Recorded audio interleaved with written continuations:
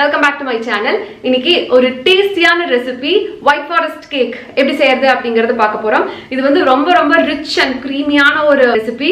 கண்டிப்பா எல்லாத்துக்கும் ரொம்ப ரொம்ப பிடிக்கும். நான் வந்து இப்போ ரீசெண்டா என்னோட கஸ்டமர்ஸ்க்கு இந்த கேக் தான் செஞ்சு கொடுத்துட்டு இருக்கேன். நிறைய பேர் இந்த கேக் தான் கேட்கறாங்க. எனக்கும் வந்து அது ரொம்ப நல்லா டர்ன் அவுட் ஆச்சு. ஸோ அந்த ரெசிபியை நான் உங்க கூட ஷேர் பண்ணும் அப்படின்னு நினைச்சேன். இப்போ வாங்க வீடியோக்குள்ள போகலாம். முதல்ல இதுக்கு தேவையான ட்ரை இன்கிரீடியன்ஸ் எல்லாம் ரெடி பண்ணிடலாம். அதுக்கு இந்த மாதிரி ஒரு பவுல்ல சல்லடை வச்சு எடுத்துக்கங்க.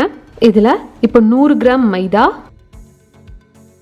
1/2 teaspoon baking powder, 1/4 teaspoon baking soda, அப்புறம் ஒரு 1/4 டீஸ்பூன் உப்பு, இது எல்லாத்தையும் உள்ள சேர்த்திட்டு நல்லா சலிச்சு இந்த மாதிரி பவுல்ல சேர்த்திக்கங்க. அப்புறம் இன்கிரீடியன்ஸ் எல்லாம் ஒன்னோட ஒன்று கம்பைன் ஆகிறதுக்கு விஸ்க வச்சு அதை கலந்து விட்டுருங்க. இப்போ இது ரெடி ஆயிடுச்சு. இதை ஓரமாக வச்சுட்டு அடுத்தது நமக்கு தேவையான வெட் இன்கிரீடியன்ஸ் ரெடி பண்ணிடலாம். அதுக்கு ஒரு க்ளீனான பவுல் எடுத்துக்கோங்க. அதில் ஒரு முட்டையை உள்ளே உடச்சி சேர்த்திக்கிறேன்.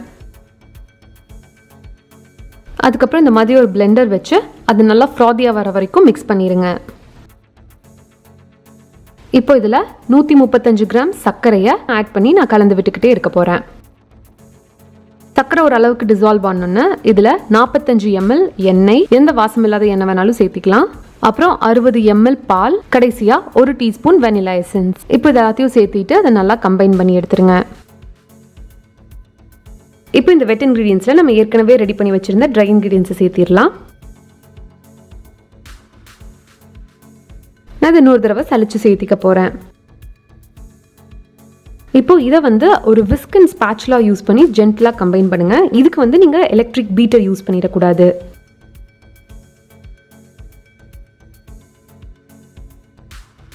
இப்போ நம்ம கேக் பேட்டர் ரெடி ஆயிடுச்சு. இது நம்ம ஒரு கேக் டின்ல ஃபில் பண்ணிடலாம். அதுக்கு நான் ஒரு 6 inch கேக் டின்ல பார்ச்மெண்ட் பேப்பர் லைன் பண்ணி எடுத்திருக்கேன்.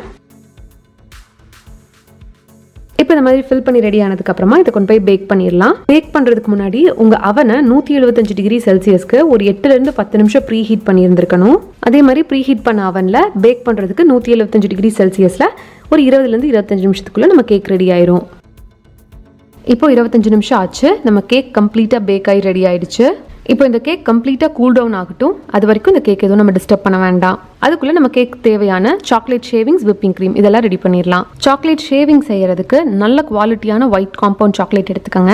இதை வந்து ஃப்ரிட்ஜ்லேருந்து எடுக்கிற மாதிரி பார்த்துக்கோங்க. வெளியே வச்சிருந்தீங்க அப்படின்னா நம்ம துருவ அது வந்து மெல்ட் ஆக ஆரம்பிச்சிடும். அதனால ஃப்ரிட்ஜ்லேருந்து உடனே எடுத்த உடனே நம்ம கிரேட் பண்ணிடலாம். துருவிட்டு இதை வந்து நீங்கள் ரூம் டெம்பரேச்சரில் வச்சிடக்கூடாது. ஏன்னா ரொம்ப சின்னதாக நம்ம சாக்லேட் கிரேட் பண்ணியிருக்கிறதுனால அது சீக்கிரம் மெல்ட் ஆக ஆரம்பிச்சிடும். அதனால கொண்டு போய் இதை உடனே ஃப்ரிட்ஜில் வச்சிருங்க. யூஸ் பண்ணுறப்ப வெளியே எடுத்தீங்கன்னா போதும். அவ்வளோதான், ரெடி ஆயிடுச்சு. இப்போ விப்பிங் க்ரீம் ரெடி பண்ணிடலாம். அதுக்கு ஒரு சில்லான பவுல் எடுத்துக்கங்க. இங்க டெம்பரேச்சர் ரொம்ப சூடா இருக்கிறதுனால நான் கீழே ஒரு சில் பேட் வைக்கிறேன். நீங்க இதுக்கு ஒரு ஐஸ் பாத் கூட வச்சுக்கலாம். 300 ml ஹெவி விப்பிங் க்ரீம் எடுத்துக்கங்க.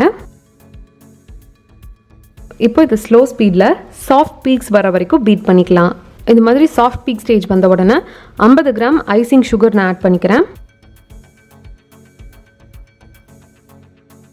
ஸ்டிஃப் பீக் ஸ்டேஜ் வர வரைக்கும் இதை நீங்க பீட் பண்ணி எடுத்துருங்க. இதுதான் ஸ்டிஃப் பீக் ஸ்டேஜ் அப்படிங்கிறது. இது வந்ததுக்கப்புறம் அவ்வளோதான், உங்கள் க்ரீம் ரெடி ஆயிடுச்சு. இப்போ தான் நான் ஒரு பைப்பிங் பேக்கில் ஃபில் பண்ணி ரெடியாக வைக்கிறேன்.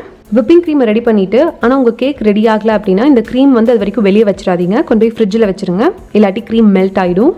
இப்போ எல்லாமே ரெடி ஆயிடுச்சு. இனி நம்ம கேக் அசம்பிள் பண்ணிடலாம். அதுக்கு இந்த மாதிரி ஒரு டர்ன் டேபிளில் கேக் போர்ட் வச்சுக்கோங்க. கொஞ்சமாக பேஸ் க்ரீம் அப்ளை பண்ணிக்கோங்க. இப்போ நம்ம கூல் டவுன் ஆன கேக்கை இந்த மாதிரி பார்ச்மெண்ட் பேப்பர் ரிமூவ் பண்ணிவிட்டு அதை ப்ளேஸ் பண்ணிடலாம். இப்போ இந்த கேக்கை நான் 3 லேயர்ஸாக கட் பண்ணி எடுக்க போகிறேன்.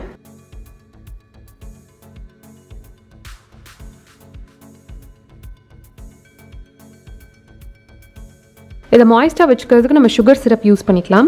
ஆனால் நான் வந்து உள்ள செரீஸ் போட போகிறதுனால அந்த கேண்ட் செரீஸில் இருக்கிற சிரப்பையே யூஸ் பண்ணிக்க போகிறேன். அந்த சிரப்பை இந்த மாதிரி ப்ரஷ் பண்ணி கொடுங்க. அப்புறம் அடுத்த லேயர் வந்து விப்பிங் க்ரீம் கொடுக்க போகிறோம். அதை அப்படியே நீட்டாக ஸ்ப்ரெட் பண்ணிடுங்க. அதுக்கப்புறமா நம்ம ரெடி பண்ணி வச்சுருந்தோம்ல சாக்லேட், அதை வந்து இன்னொரு லேயராக நம்ம ஆட் பண்ணிக்க போகிறோம். இது கூடவே நம்ம கேண்ட் செரீஸ் வச்சுருக்கோம்ல, அதை வந்து உள்ளே இருக்க அந்த பிட்டை ரிமூவ் பண்ணிவிட்டு அந்த செரீஸை மட்டும் நம்ம அப்படியே வைக்க போகிறோம்.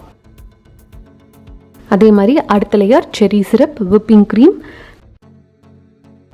சாக்லேட், அதுக்கப்புறம் செரீஸ். இப்போது கடைசி லேயர் மேலே வச்சுட்டு திருப்பி அதே மாதிரி சுகர் சிரப் கோட் பண்ணிவிட்டு நம்ம விப்பிங் க்ரீமை வச்சு ஃபுல் கேக்கையும் ஸ்ப்ரெட் பண்ணிட போகிறோம். மேலே சைடில் எல்லாமே கோட் பண்ணி முடிச்சதுக்கப்புறம் ஒரு தின் லேயரில் தான் நம்ம கோட் பண்ணியிருக்கோம். இதை தான் க்ரம் கோட்டுன்னு சொல்லுவாங்க. இதை கொண்டு போய் நான் ஒரு 1/2 அன் ஹவர் ஃப்ரிட்ஜில் வச்சு சில் பண்ணி எடுக்க போகிறேன். இப்போ 1/2 அன் ஹவர் ஆயிடுச்சு. அடுத்த லேயர் ஆஃப் கோட்டிங் கொடுத்துடலாம். நல்லா க்ரீம் ஃபுல்லாக சைடில் கோட் பண்ணிவிட்டு இந்த மாதிரி நம்ம ரெடி பண்ணி வச்சுருக்கோம்ல சாக்லேட், அதை வந்து நான் ஃபுல்லாக கேக்கே வந்து சாக்லேட்டால் கவர் பண்ண போகிறேன். இது வந்து நம்ம கடையிலலாம் வாங்குவோம்ல கிளாசிக் டிசைனான ஒரு ஒயிட் ஃபாரஸ்ட். ஸோ அந்த டிசைன் தான் ரொம்ப ரொம்ப பேசிக்கான டிசைன். இது மாதிரி கேக் ஃபுல்லாக சாக்லேட்டால் கோட் பண்ணிடுங்க. அப்புறம் மிச்சமாக இருக்கிற சாக்லேட்டெல்லாம் இந்த மாதிரி ஒரு டிஷ்யூ வச்சு இந்த மாதிரி தொடச்சிருங்க. நான் ஸ்டார் பாயிண்டிங் இன்வர்ட்ஸ் நாசில் எடுத்திருக்கேன். இது மாதிரி ஒரு ஸ்பேட்சுலாவோ ஒரு சின்ன ஸ்பூனோ வச்சு இது மாதிரி நம்ம டிசைன் போடுற இடத்துலலாம் ஒரு சின்னதாக ஹோல் பண்ணிக்கோங்க. இது ஏன் பண்ணுறோம் அப்படின்னா, நம்ம மேலே டிசைன் கொடுக்குறப்போ சாக்லேட் வந்து அதுவே ஒட்டாமல் மேலே தானே இருக்குது. சம்டைம்ஸ் என்ன ஆகுனா, ஏதாவது ஷேக்கெல்லாம் இருந்துச்சு அப்படின்னா அப்படியே அந்த க்ரீம் வந்து கீழே நழுவி விழுகிறதுக்கு சான்ஸ் இருக்குது. அதுக்காக அடியில் இருக்கிறதெல்லாம் கொஞ்சம் டிக் பண்ணி எடுத்துட்டு நம்ம இந்த மாதிரி டிசைன் கொடுத்தோம் அப்படின்னா அது ஸ்டிஃபாக நிற்கும். அந்த ரீசனுக்காக நான் மேலே ஃபுல்லாக இந்த மாதிரி ஒரு சிம்பிள் டிசைன் தான் கொடுக்குறேன். இப்போ இது ரெடி ஆனதுக்கப்புறமா மேலே ஃபுல்லாக செரிஸ் இதுக்கு வைக்க போகிறோம்.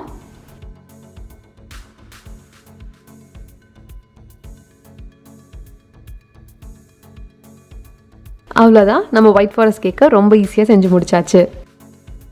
அவ்வளவுதான், நம்மளோட ஒயிட் ஃபாரஸ்ட் கேக் ரொம்ப சூப்பரா ரெடி ஆயிடுச்சு. நீங்களும் கண்டிப்பா இந்த ரெசிபியை ட்ரை பண்ணி பாருங்க. ட்ரை பண்ணி பார்த்துட்டு உங்க ஃபீட்பேக்கை கமெண்ட்ஸ்ல லீவ் பண்ணுங்க.